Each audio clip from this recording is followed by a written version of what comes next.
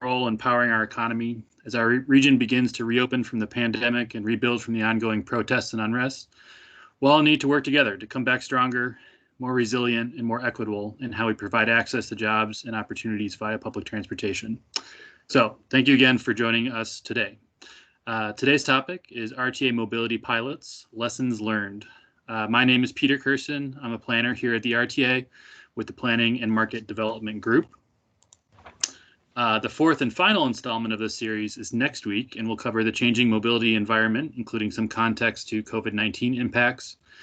Presenters will be from the CTA, Chaddick Institute at DePaul University, IDOT, and Replica, which is a pioneering software company that uses big data for travel demand modeling. The two previous sessions recordings are available on the RTA website and cover creating a vibrant, active communities through access to transit and zoning to meet your community's planned vision. All webinar attendees' microphones should already be muted, and we ask that you please stay on mute during the next hour. Please use the chat box for any questions you may have. You can access the chat box by clicking on the chat icon on your toolbar, as you can see on the screen. We plan to save a few minutes at the end to try and answer as many questions as possible. These are today's presenters. First will be Peter Fahrenwald from the RTA, then Curtis Witek from Antero Group, and Joe Ronovsky from the Village of Bedford Park. And with that, I will turn it over to Peter Fahrenwald with the first presentation. All right, thank you, Peter. And thanks for everyone for joining us today. The RTA, with its Chicago regional perspective, has had a long time interest in enhancing connections between the operations of the three Chicago regional service boards, the Chicago Transit Authority, Metro Commuter Rail, and Pace Suburban Bus. And as part of a multimodal trip making, we also have an interest in first and last mile improvements. As such, the RTA initiated a program to develop pilots focusing on the reverse commute using established and new models and utilizing Metro's reverse peak direction capacity to connect commuters to suburban job centers. Reverse peak is a direction opposite the main flow oriented to city workers, where trains are recycling to make another peak direction trip and typically run with relatively light loads. So in 2013, the RTA Board of Directors authorized a pilot program towards establishing 2-year operational pilots in the reverse commute market. These would begin in the first year with RTA covering 80% of the costs, while the private partner, either a large employer or office development property owner, would take on a larger share in the second year and transition to full responsibility to continue the service beyond the end of the 2-year pilot. We know that this reverse commute market to suburban office centers is not large to any single building or development, so that they're expensive and difficult to serve by standard transit means. The pilot projects would bring in corporate partners to pay for the benefit and look for lower cost solutions that could be replicated throughout the region. The program was modeled from the successful Shuttlebug system, which has been a partnership between the North Suburban Lake Cook TMA, Pace, and Metro, and has developed a system of 10 to 12 shuttle routes, providing about 1,000 trips a day between Metro stations and one of the region's larger suburban concentrations of Fortune 500 headquarters, pharmaceutical, and technology companies along the border between Cook and Lake counties. Today I'll be talking about 3 pilots, which were developed through our program in West Suburban, Downers Grove and Oak Brook, and North Suburban Bannockburn. To develop the pilot program, the RTA enlisted the help of the Lake Cook TMA to contact companies and property owners in areas with the highest concentrations of employment and that were within a 15-minute shuttle trip from a nearby Metro station with reasonable reverse peak service levels. And although many companies do provide their own shuttles to rail stations, Pace was frequently approached to provide public transit for this market, which is expensive to serve, increasing peak vehicle requirements for a relatively small number of riders. Property owners and companies, particularly in the suburban market, also may not have an understanding of how transit works, where it goes, the benefits of transit, as well as the limitations of transit for the suburban market. The first pilot we established was in 2015, and in partnership with Pace to establish a standard fixed route shuttle between Metro's Belmont Station and the BNSF line. This was felt to be an attractive place to start as Metro had reverse commute express service, providing a fast 30-minute trip from Union Station to downtown Chicago. And the property owner, Hamilton Partners, had a strong interest in providing an alternative to the auto commute, and the property of the Esplanade has several multiple-story office buildings clustered around a ring road, making shuttle bus access relatively efficient. Although even so, in the suburban office environment, walk access from the bus stop locations to the various building front doors was sometimes difficult at some of the buildings. As a fixed route shuttle, the goal was to have a minimum of 60 trips per day for Pace to continue operation past the 2-year pilot. But although it did not achieve that goal, Hamilton Partners has seen value to continue its financial participation to keep the route operating with typically about 50 trips a day. And our second pilot in Oak Brook is about to finish its 2-year run. Oak Brook, 20 miles due west of the loop, grew up around the expressway and tollway system with a regional shopping mall and numerous office developments. It's in between two metro lines and has long been interested in providing last-mile connections to improve access to city dwellers. With increasing local congestion and some office parking shortages, the village and the Oak Brook Chamber of Commerce brought to the table several interested commercial property owners to develop an operations plan. The commercial properties were interested in a dedicated vehicle concept. And with the emergence of new mobility providers, the village issued an RFP to explore the potential. The result of the RFP was a contract with Chariot to provide the last mile connection for Metro's UP West line at Elmhurst, and serving 6 partner commercial developments that were brought together through outreach efforts by the Oak Brook Chamber. This was Chariot's first operation in the Chicago region using user-friendly app for trip booking and vehicle location information and Chariot vehicles and employee drivers. But given the need to make connections with relatively infrequent Metro train times, the service was scheduled in essentially a fixed route with fixed costs and capacity. Employees of the partner buildings had access for booking rides through Chariot's app and were not charged a fare to ride. Service started in July 2018. Our first trip, the first day had 1 rider, but it was a Chicago resident on his first day, a new job, and was thrilled as knowing this option was going to be available. He was able to forego having to buy a car. But in December, Chariot announced that it was going out of business. And although nerve-wracking, gave this pilot a chance to try a new model. And in February 2019, operations were shifted into a contract with Lyft. Using a promo code made available to those working in the partner buildings, users do not pay for the ride, but utilize the Lyft app to book a ride, as they normally would with a TNC. So this model is truly on demand. The village is invoiced monthly by Lyft for rides provided, and then costs are split between the RTA and the partner properties. Using geofence pickup and drop-off areas, the Lyft model also had the benefit of being able to serve the second metro station near Oak Brook at Hinsdale on the BNSF line.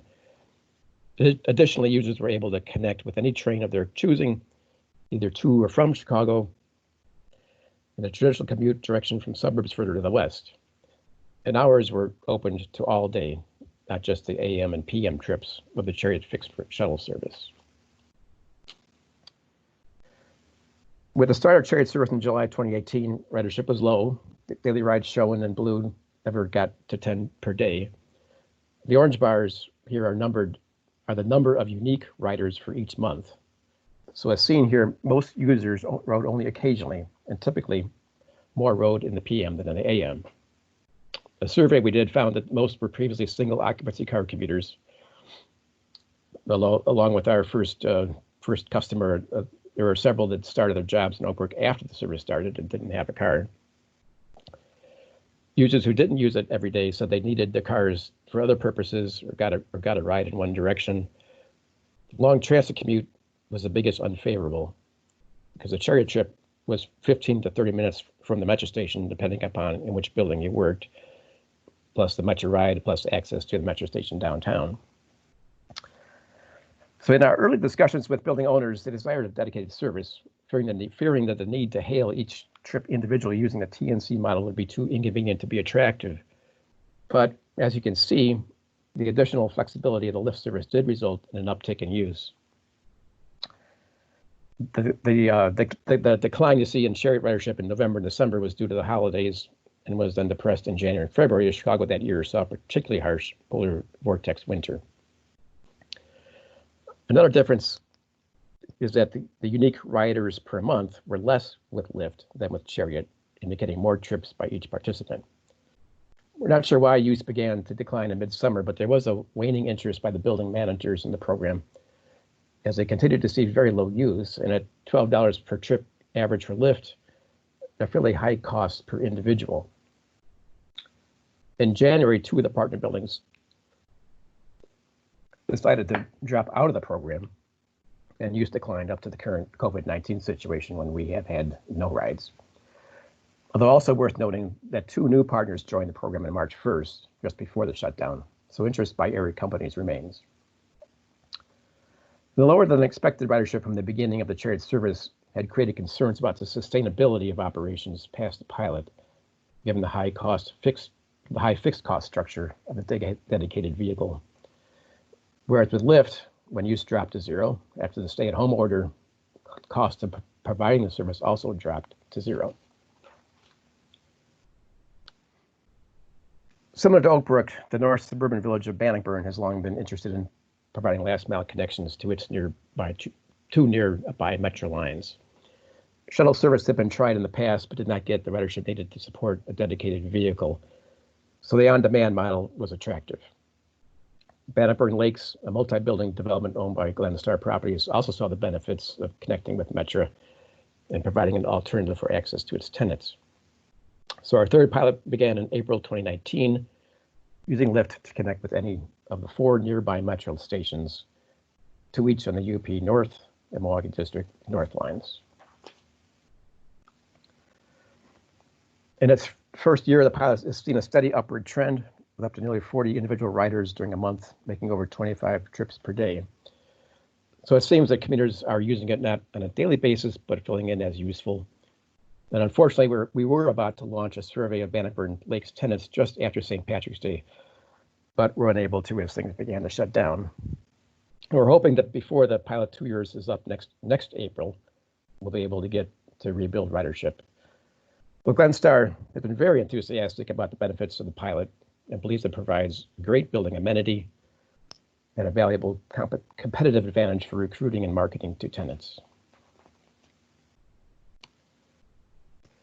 So in terms of lessons learned, introducing a new last mile connection in the suburban auto-dominated setting will require commuters to change habits, and the market is limited to those who live as well as work near enough to the same metro line that transit would be a reasonable choice. The reverse commute from Chicago is seen as the strongest potential market due to familiarity with transit by city residents and a probably difficult auto access. So the maps here show the area accessible within 60 minutes by auto in gray, compared with transit. Oak Brook on the left, the 2 left maps with high express and tollway access has great auto access, making transit difficult to compete. And its relative close proximity to the city makes it hard to attract that target market.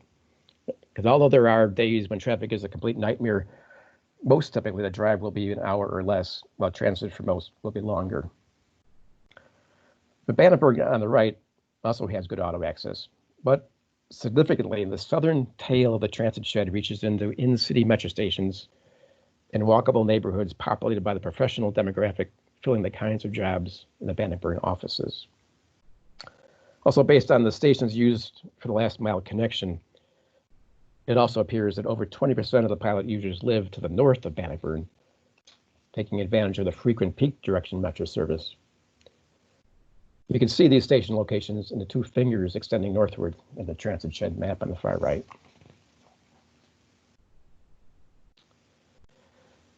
So we're seeing that this pay-for-use on-demand service is a good fit where demand is limited. And using existing TNC corporate account structure makes it relatively straightforward for a property owner that understands the value of providing transit access and commuter choice to use this model without the need for public subsidies. Should demand grow with time, costs can be contained by requiring shared rides, charging the users a fee, or developing large capacity options like van pooling or even shuttle buses, should the demand eventually warrant. In developing the program and talking with property owners and corporate representatives, we've seen a variance in attitudes and understanding of how to quantify the costs and benefits of these transit connections. Some greatly overestimate the initial demand, while others have a hard time seeing the value at all. And Chicago's Metropolitan Planning Council, in research with the Boston Consulting Group, has created a nice toolkit to help employers find transportation alternatives for their employees. Included is a calculator to estimate the cost of employee turnover. The typical value found was 17% of attrition is due to transportation issues, and the turnover cost can be 20% of the employee's salary. This toolkit can be found on MPC's website, metroplanning.org. What's next? Well, the Oak Brook pilot period comes to an end this June, and our intent was to help transition any of the remaining partner buildings or companies into their own TNC agreements. As commuters begin going back to work, we will be working with the Chamber to assist the partner buildings or new interests to set up new service agreements. And the relative quick and easy ability to enter into a service agreement is a particular benefit of this model that works well in these uncertain times. There are also incentives in the works. There are initiatives in the works that have been supported by Cook County through its Invest in Cook program. And these focus on the important but difficult to serve by transit industrial jobs. These jobs are often in industrial parks with poor pedestrian infrastructure and have late night shifts, very difficult to serve by traditional transit. RTA has been supporting and partnering with the development of pilots in the O'Hare South Cargo area, late night access at South Suburban Harvey Transportation Center, which are being sponsored by Pace, and an interesting multi-provider pilot in the Bedford Park industrial area near Midway Airport. And this Bedford Park project is the topic of the next presentation. It's looking to be an important pilot, exploring new ways to link people with jobs that are often hard to access, which may be one way to come back better for more equitable mobility. So thank you for your attention, and I'll turn it over to Joe Ronovsky of the Village of Bedford Park for the next part of the program. Thank you. This is Joe, with Business Officer for the Village of Bedford Park. We're unique in that we have just about 500 residents, but at the same time, we have over 500 plus businesses in town. So we're really looking at ways not only to aid in the mobility of our residents around town, but getting, the 24,000 plus people who work in town, to and from work in a more manageable and efficient way. So want to thank the RTA for their support of our pilot program, as well as the county, and then Antero Group and Curtis, who is going to be presenting on our program and what we're looking to implement as soon as the clear to get back to work orders have been issued. If there's any other questions to follow up, happy to, if you wanted to reach out to Joe at the Village, happy to do that. But Curtis, who's our project lead manager for this, will be taking over. Curtis, thanks for your support. Great. Thank you, Joe. And thank you, Peter. And thanks everyone for taking some time out of this beautiful day to learn a little bit about some of the RTA's pilot programs, and specifically what we're doing in Bedford Park. So by way of a quick outline here, I'll give a quick introduction to who I am in Antero Group. Joe kind of introduced himself, but maybe I'll reintroduce Joe, and then I'll walk us through some of the last mile mobility work that the village has been working on for the past 2 years now, which includes conducting a last mile mobility study and developing a action plan, which was just released officially yesterday. So this is quite literally hot off the press. And then I'll give an overview of where we're heading in terms of this Connect to Work pilot program, which we're excited to partner with the RTA in implementing. Okay, next slide. So we could, I guess about some introductions here. So yeah, my name's Curtis. I'm with Antero Group. We are a civil engineering and urban planning firm based here in Chicago, but we also have offices in Denver and Dallas, Fort Worth. and a few other regional offices scattered throughout as well. And Joe, I don't know if you want to give a little introduction to Bedford Park. Yeah, so for those not familiar, Bedford Park, we actually back up to, like I said, the 400 residents and 400 plus residents in town, almost 500 retail business, commercial business. We're just south of Midway Airport, so a lot of the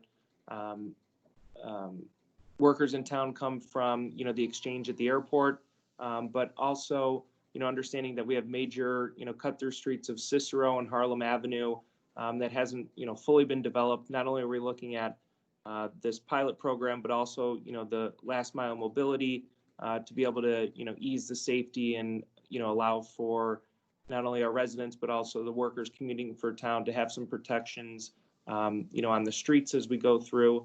But I guess in terms of an introduction as it relates to the project, to be able to conceptualize, understanding that we're just south of the airport, we do have a lot of cut through traffic on Cicero Avenue for drop offs to and from the airport.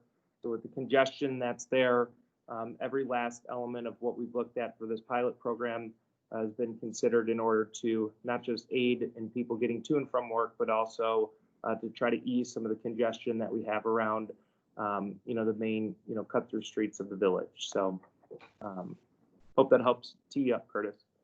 Great, thank you. Okay, we could skip these next two. That just kind of captures the intro. And let's go one more slide. Okay. So in response to these challenges that Joe just listed out and some issues with getting workers to work, whether they're coming from the Midway CTA station or driving in from nearby neighborhoods, the village recognized that there is not only severe road congestion, but that driving to work is really the only viable means to get to work. So the village wanted to understand why this was the case and develop some solutions to this mobility challenge.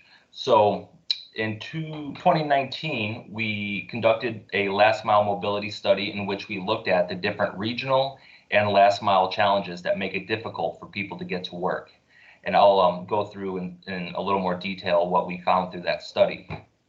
And then the next phase of this project was to develop a more targeted and specific action plan where we took the framework and the toolkit of solutions that we developed through the study and actually made specific planning recommendations which could be incorporated into the village's capital improvement plan and their forthcoming comprehensive plan, and just help guide the village's future strategic initiatives as it relates to transportation. And one of the main priority projects that emerged through this effort was the idea of implementing a last mile mobility pilot program, which we are calling Connect to Work, which is focused on improving multimodal connections between transit and places of work. And that's what I'd like to present on towards the end of this presentation. Next slide. So I think we could all relate and identify some of the regional challenges that affect mobility in the Chicago region. Right off the bat, we identified the fact that we have a very automobile dependent development pattern as a challenge. It's just simply difficult to get to work or to get to the grocery store in many places by any other means other than having a car. And as a result, this drives pretty severe road congestion in places. And in Bedford Park, where you have high rates of single occupancy vehicle trips, coupled with at-grade railroad crossings and other freight traffic, you get some pretty severe road congestion. And that became clear very early on in our study as a major concern for commuters. On top of this, you also have other trends such as decreasing transit ridership, which there's many potential drivers and factors contributing to that even before the COVID-19 crisis and the impact that that has had. But that is also just a regional factor that we were aware of and something we're concerned about, because transit really is the backbone of a sustainable mobility system, and we want to find ways to strengthen that. Okay, next slide. So in addition to these regional mobility challenges, Bedford Park, like a number of other communities, has an array of last mile challenges. So these include things like long distances between the closest transit stop and where people ultimately want to be. So for example, if you are coming in on the Orange Line and you get off at Midway, it's about a 2.75 mile gap from the Midway station to kind of the center point of the village's industrial area. So it's not quite a last mile gap, but maybe a last 3 mile gap. Other challenges include in places where the sidewalk network isn't in a state of good repair or there's gaps in it. For example, on this slide, you could see a pedestrian desire line, where people want to walk, but there just isn't a sidewalk at this moment. So in the winter time, or if it's raining, these gaps can become pretty severe impediments to getting from one point on this road to another point. And then in addition to the long distances and deficient infrastructure, when you have a lot of road congestion and mixed vehicles, you have high crash corridors in places where it's simply just not safe for people to cross a street or bike to work. And in fact, we found that there are a number of employees that live immediately south or north or east of Bedford Park who are potentially within walking and biking distance, but that really isn't feasible just given the speed and the volume of traffic. So these are some of the last mile challenges that we were trying to understand and address through this study and this action plan. Next slide. So when you add these things together, you get a combination of commuter frustrations and major safety concerns. This slide kind of illustrates that in real time. You could see a gentleman there walking across South Sayre Avenue, and what's happening here is there is a frequently used bus stop on Harlem Avenue, which is, if we kind of look down the road, you can't see Harlem, but they're coming from a very common bus stop to get to FedEx and UPS in this postal services district. And this is an example of a kind of a problematic crossing where people obviously want or need to cross here because it's just the most direct way to get there, but that crossing isn't formalized and there's no protected crossing there. So as a result, you have pedestrians really just playing Frogger across a very high truck volume corridor. And this is probably not unlike other challenges that other communities have in their industrial areas.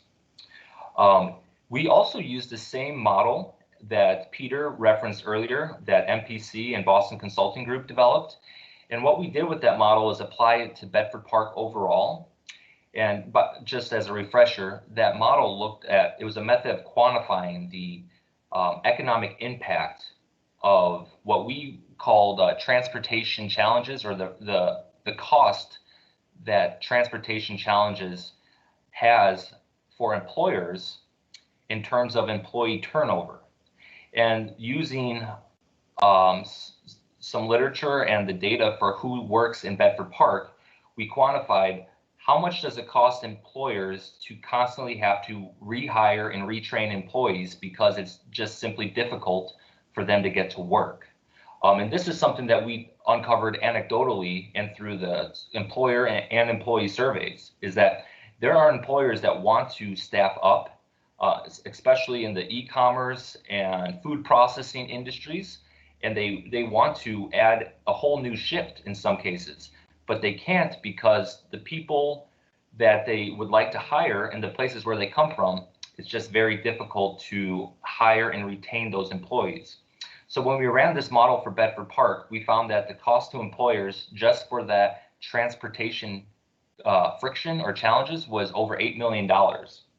And that's per year. So we averaged that across all the businesses, and that's what we came up with, was $8 million. And that's just one category of costs related to transportation challenges.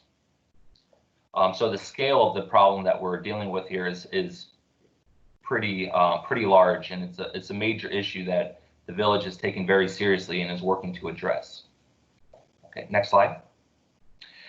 So in response to these regional and last mile challenges, we developed this framework that really guides the action plan. And this framework is kind of a mashup of two concepts within transportation and mobility planning. One being we want to move towards more integrated or seamless mobility systems. And another is the idea of mobility equity, and that people should have equitable access not only to different modes of travel, but to the places where they want to go.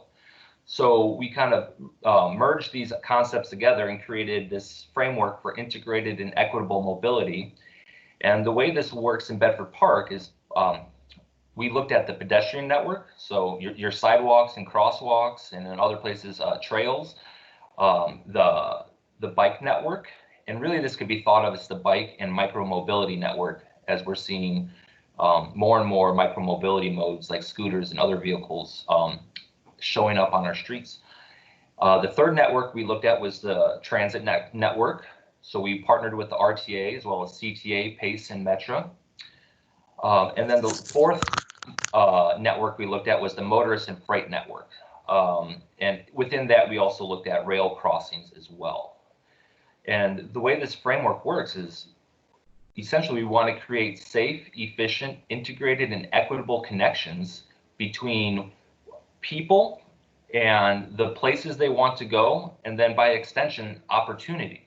So those are kind of the three core aspects of this. Is we wanted to make it easier for people, easier and safer for people to get from A to B, but that also increases their access to opportunity. For example, if you're a worker coming from the south side of Chicago or southwest side and you can get to work, by improving their mobility, we're also improving their access to economic opportunities.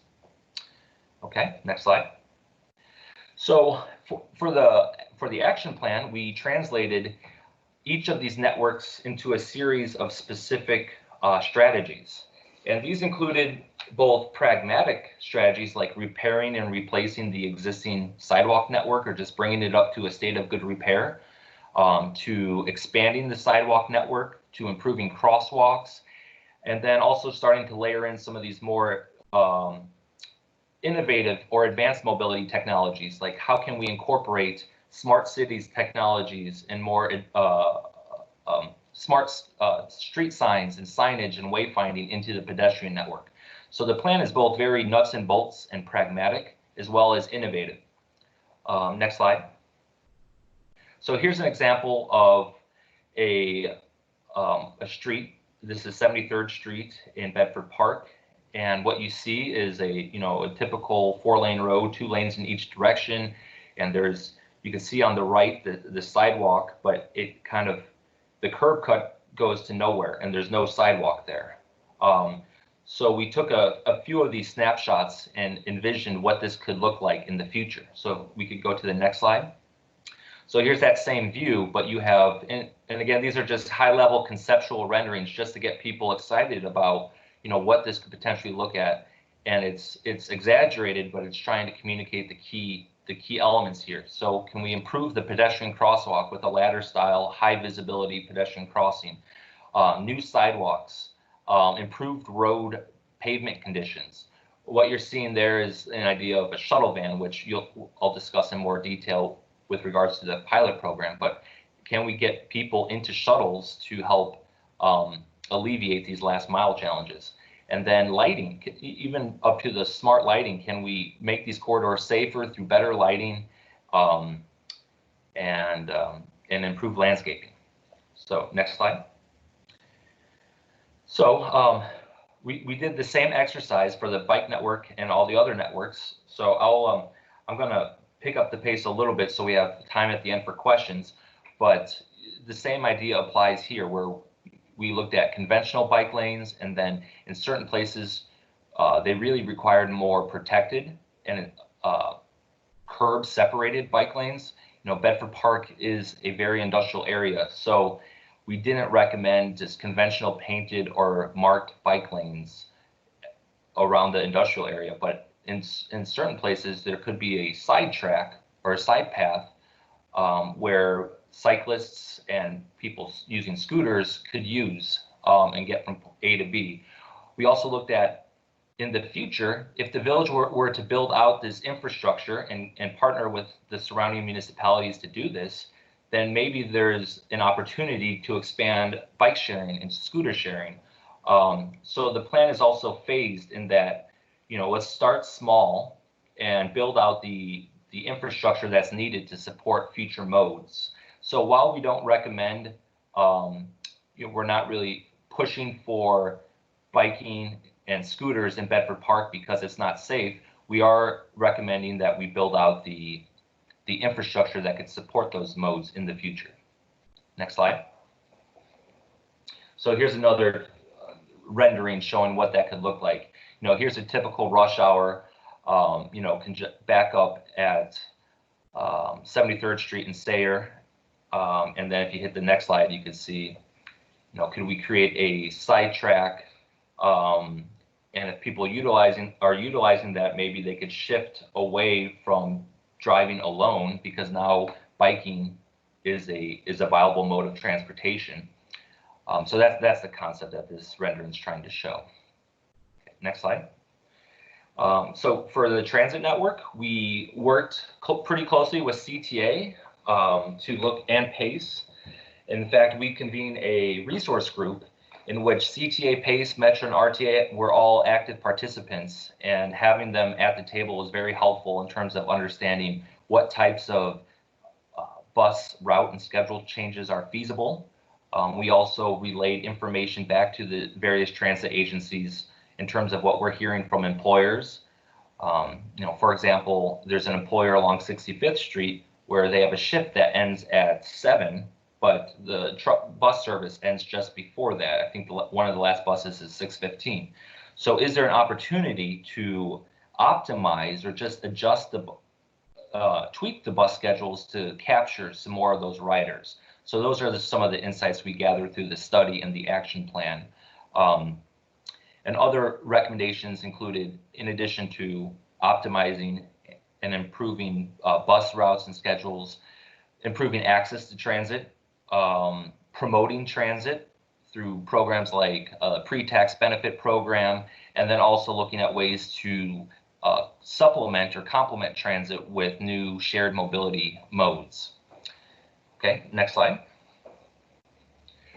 So this is that same picture I showed earlier with where you saw that worker trying to cross the street here. So if you click again, you can see, improved pedestrian crosswalk. And the idea here is, again, to make improve access to transit. Next slide. And last but not least, the motorist and freight network. So here we looked at kind of the same things we did for the pedestrian network in terms of bringing the existing network up to a state of good repair. So resurfacing roads and repaving markings where they might be faded, especially at intersections, is something that will improve safety not only for the motorists, but pedestrians and any other traveler in that area. We looked at creating mobility hubs and formalizing them. For example, Midway Airport is of course a mobility hub where you have the Orange Line and multiple CTA and bus routes coming together. And can we also strengthen those by making them hubs for other modes of transportation? We also identified a few hubs within the village that we could focus on in terms of bringing different modes together. And then we also looked at improvements to the freight network and truck routes. There's also the broader issue of addressing at-grade rail crossings and other rail improvement projects. And here we really relied on the CREATE program and priorities that have been developed through a really strong partnership between CMAP and IDOT and other partners. So there are a few projects in and around the Bedford Park area that we said, if we were to move these forward, this would improve the flow of transportation and improve the safety of commuters. Okay, next slide. So here's one more rendering, that before and after rendering. And here we're looking north along Cicero. And this is the bridge crossing over the clearing rail yards. So if we click the next slide, you can see what we're proposing is just bringing that sidewalk network up to a state of good repair. Again, you see that employee shuttle van. You see some marketing there in the background to promote the pilot program that we're talking about, which, as we have heard, it's one thing to create a pilot or offer services, but if no one knows that those services are available, the pilot program likely won't be successful. And again, we showed some improvements to the pedestrian environment, replacing some invasive species with native prairie plants. And again, the reason this is important, that's not directly transportation related, but it's part of a broader revitalization of the area and just improving the pedestrian environment, so more people would want to walk to work. Okay, next slide. So this is one of the more exciting parts of the process. The village is in the midst of launching, or will soon be launching, a pilot program in which we will be testing a range of different services to get people to work.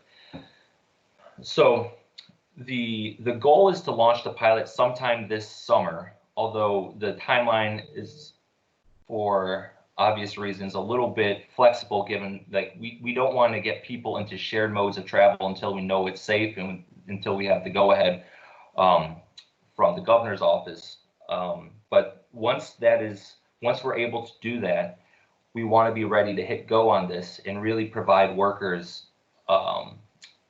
the means to get to work affordably and in a way that's not just driving alone to work. So the goals of this pilot program include three main items. With regards to mobility, we want to expand access to public transit and shared mobility services. We have an economic goal of improving workers' access to jobs in Bedford Park. And the inverse of that is improving employers' access to their workforce. And as we learned earlier, by quantifying the costs associated with rehiring staff, that it's $8 million just for that one challenge. So there are some very real economic benefits to be had by improving access to work.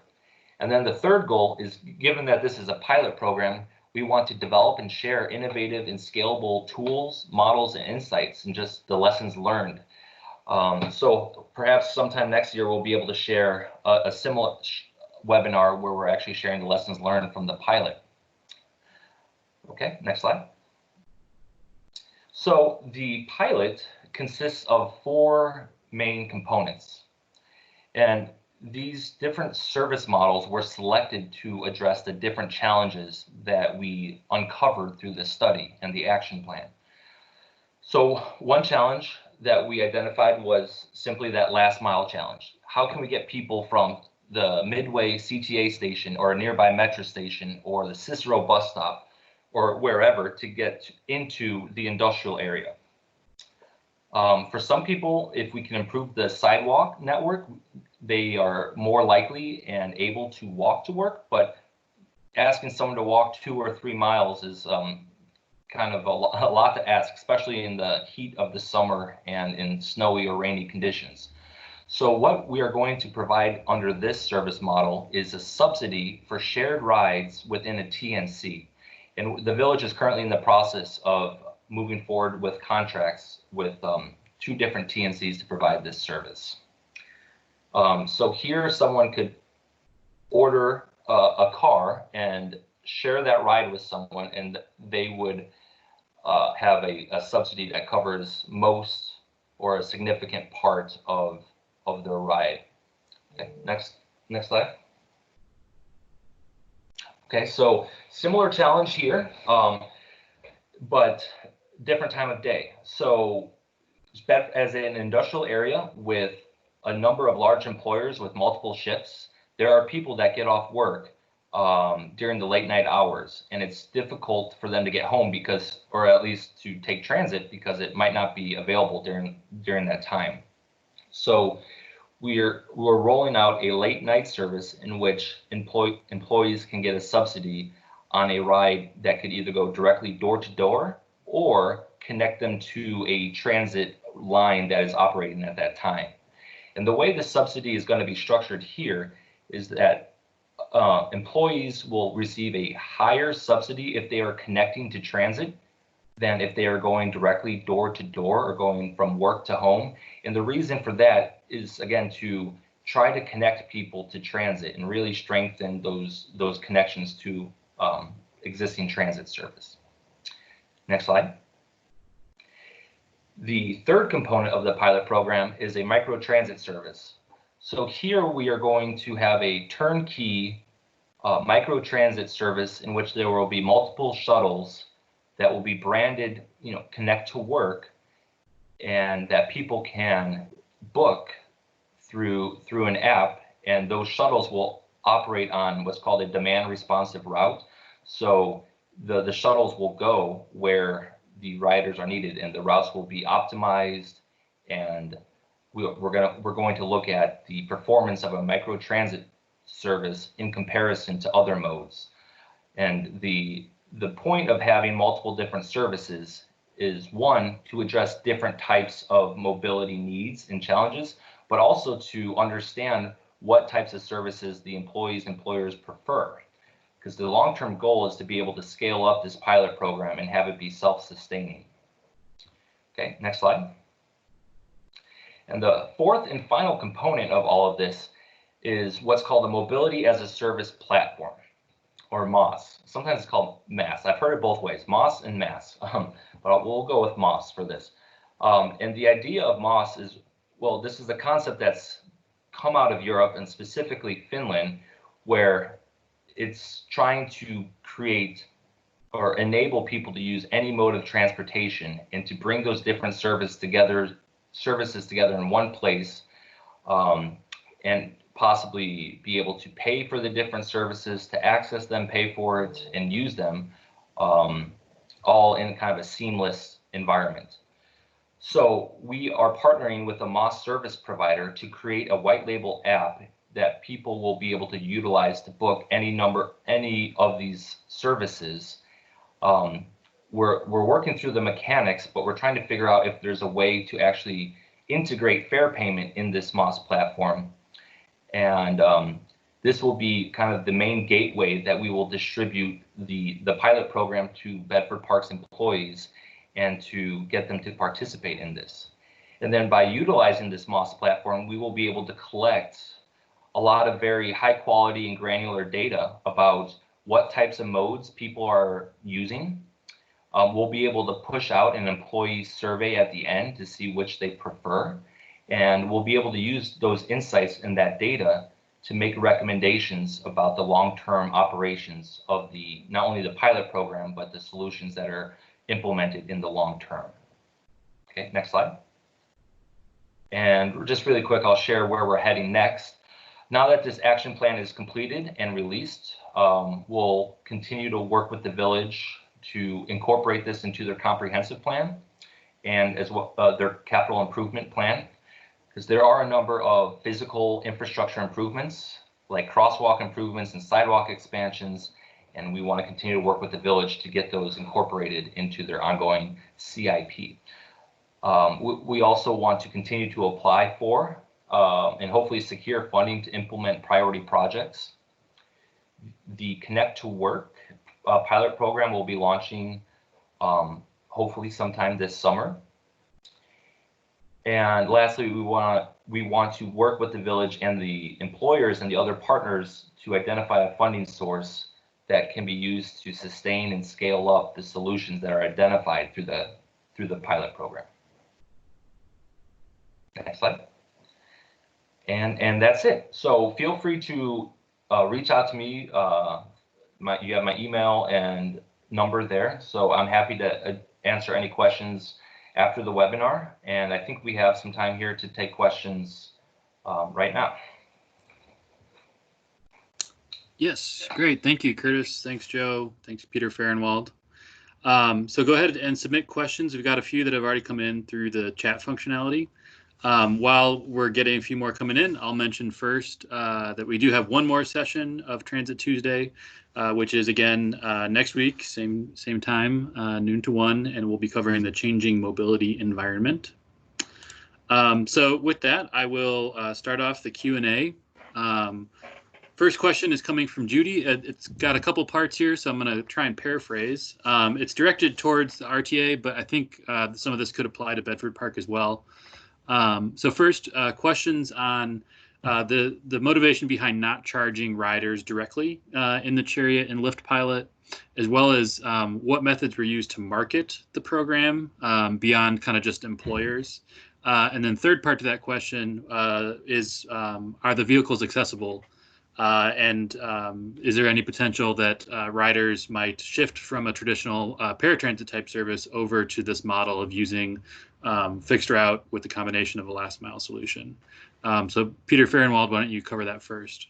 Yeah, thanks, Peter. On the free rides, that was just seemed to be to make it as easy and attractive as possible because the commuters were already would have to pay their own Metro fare as well as access to Metro, perhaps a CT or taxi ride downtown. And obviously, in Oak Brook is a situation where parking is free. So just in terms of the cost trade-offs, we were trying to make that as minimal as possible. And in terms of the funding structure, the properties again we're pitching in part of that subsidy cost. The second question was on what? Marketing. Marketing, beyond, yeah. We because it was directed directly towards the building tenants, we relied on the buildings to put out information. Chariot actually was very strong in their on-site marketing. They set up lobby tables and they had some events and handed out pens and cups and things. I think that was part of a little bit of problematic because it did rely on the kind of a chain of emails first from the building owner to the various corporate tenants within the building, and then for them to disperse down to the employees the actual information. And that's an issue. I think you need pretty enthusiastic support. I think some of the buildings didn't really get us that. But in terms of, it didn't seem to make sense to just throw out advertising because it really was very targeted to the people that worked in the buildings. And in terms of accessibility, Chariot did provide a backup accessible van. In terms of, then we switched to Lyft. Lyft does provide the ability to book an accessible vehicle, a little bit longer wait time, but that option was available. I don't believe that we had any trips. Great. Curtis or Joe, any interest in chiming in kind of on marketing efforts of how the pilot will be rolled out, as well as what accommodations are being made for accessibility to the job sites as well? Yeah, I'll just jump in for the marketing for the village.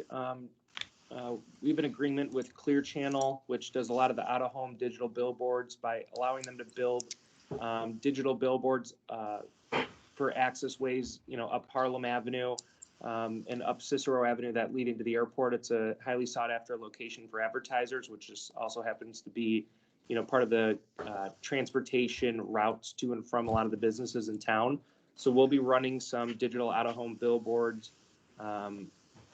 up along, Cicero and Harlem Avenue. But, at the end of the day, it's really going to be dependent on the businesses engaging those 24,000, daily commuters to and from to give them the awareness that's there. So and that's without putting any, additional, targeted, ad campaigns together, that would be paid media.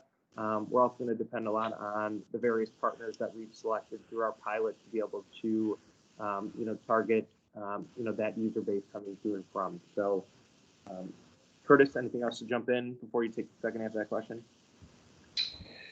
Yeah, no, I think you covered it. Really, the idea is all of the above, a pretty, both targeted, but also varied outreach campaigns. So we're going to hit the around the town type marketing, like the billboards and signs, but also really target some of the larger employers and reach out directly to their HR staff to get the information into their hands.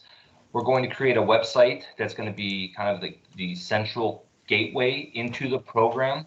So just having one URL to route people through, we hope will help and just streamline the flow of information.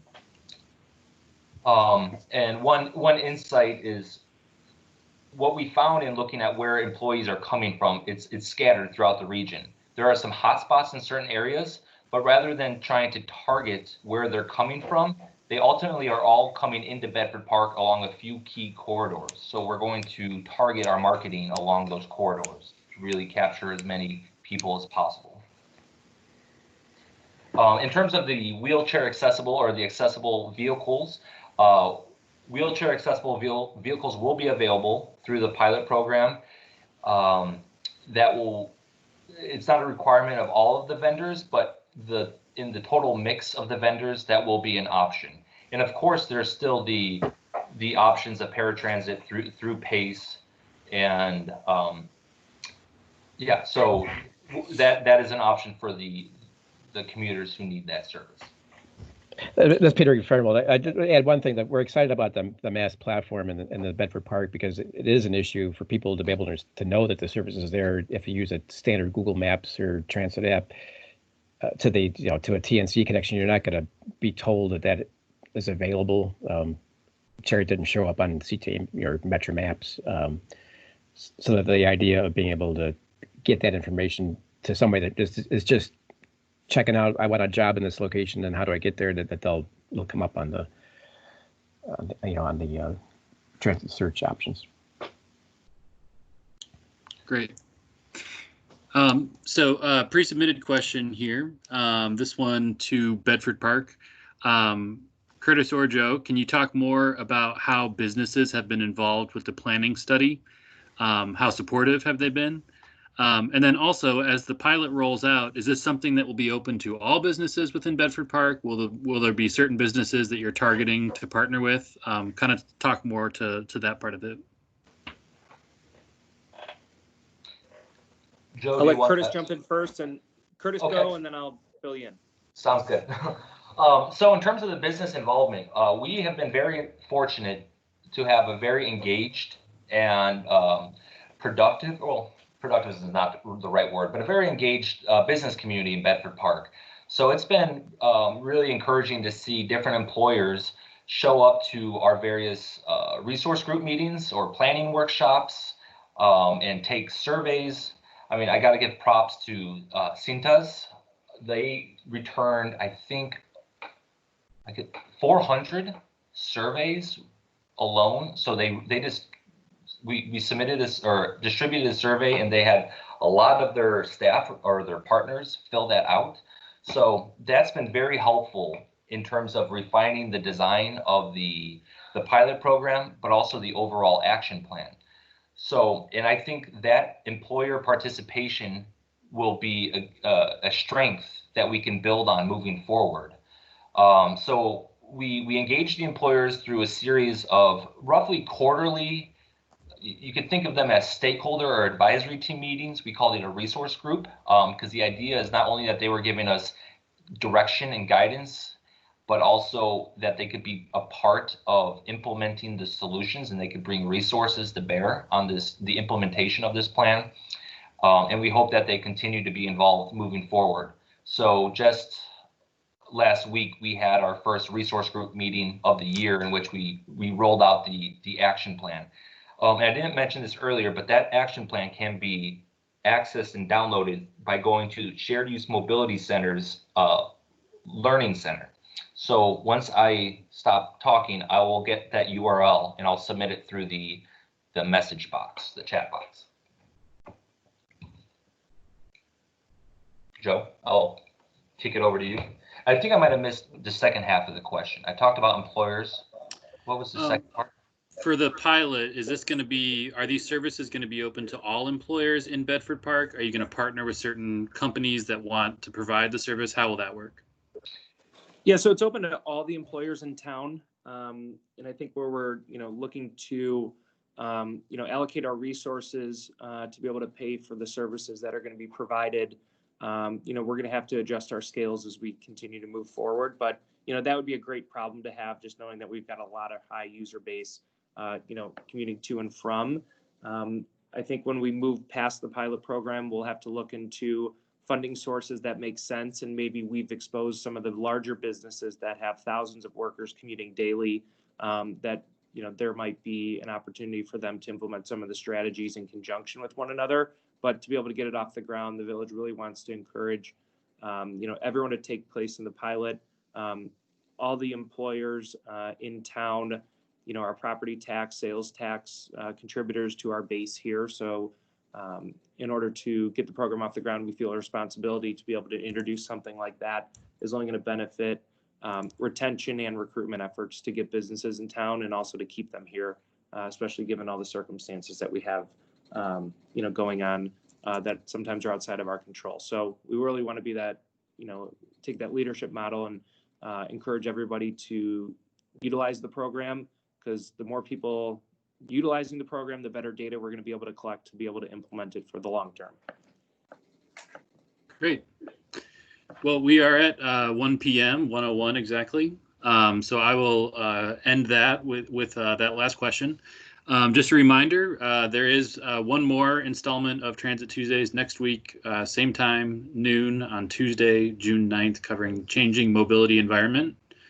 I will give a quick pitch that Curtis did post a link to the action plan if you want to read more about this exciting work going on in Bedford Park. You can find it in the meeting chat. And with that, I will say thank you so much for joining us today. We welcome your participation and look forward to continuing this discussion next week. Thanks very much. Thank you.